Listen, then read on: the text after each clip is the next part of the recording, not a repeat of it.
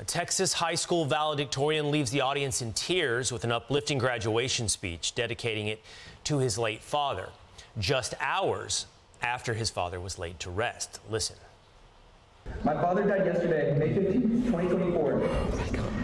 And I attended his funeral today, right before graduation. That's why my shoes are muggy, that's why my arms are shaking, because I had to carry him into his grave. And that's why I'm gonna go to college, and I'm gonna spend every hour of every day working as hard as I can to achieve all of my goals, because that's what he wanted, and I'm gonna do it for him. And I want all of you to look to your loved ones and say you would do the same, because I know the type of people they are. Alem Hadzic is the valedictorian at Early College High School, and he joins us now. Alem, thanks for being with us.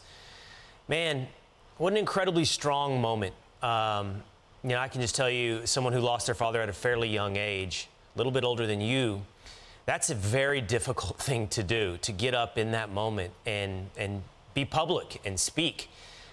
You showed incredible strength. Where did you find that strength? Well, to be honest, I didn't know if I even had the strength to do it. I was up there talking about my dad, and at any time I wanted to stop, but I looked in the audience and I saw people listening to what I was saying and really taking it in and like relating to me, you know, getting touched by the words that were coming out of my mouth, and that's what really kept me going. That's what pushed me to finish my speech. Did you plan on it? You mentioned there you looked out into the crowd. You'd been to the funeral that morning. Did you think, I'm going to talk about my dad today? I'm going to talk about what's my life has been like over the last, 24 hours? Or did it just sort of come to you in the moment? Well, I wrote the speech the morning before, which was the morning he died. And that was before I even knew that his funeral would be the next day. So I knew I was going to talk about him. I didn't know that I was going to be burying him right before I gave the speech. What did you... So, Alem, if I understand the timeline correctly, you knew you'd be talking about your dad. You just didn't know in that context. What were you going to say? I'm curious what you were going to say and then what changed, considering everything that changed in your life. If I'm remembering correctly, in the original script, I mentioned that he died. It was pretty similar, if I'm remembering correctly. The part about the funeral, the part about me burying him, and the ending, that was all added later. That was in the script. That was in the moment. That was from the heart. What did you hear from people? You know, after this speech, you can almost hear some people in the video muttering, whoever's recording it on their iPhone, saying, "Oh my gosh." What did you hear from people after your speech?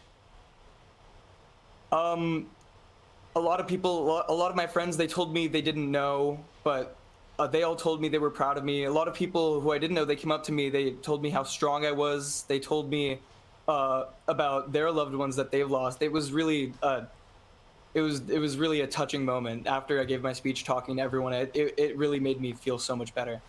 I know you're headed off to the University of Texas soon. I believe, if I'm correct, it's chemical engineering, impressive path that you've already put yourself on.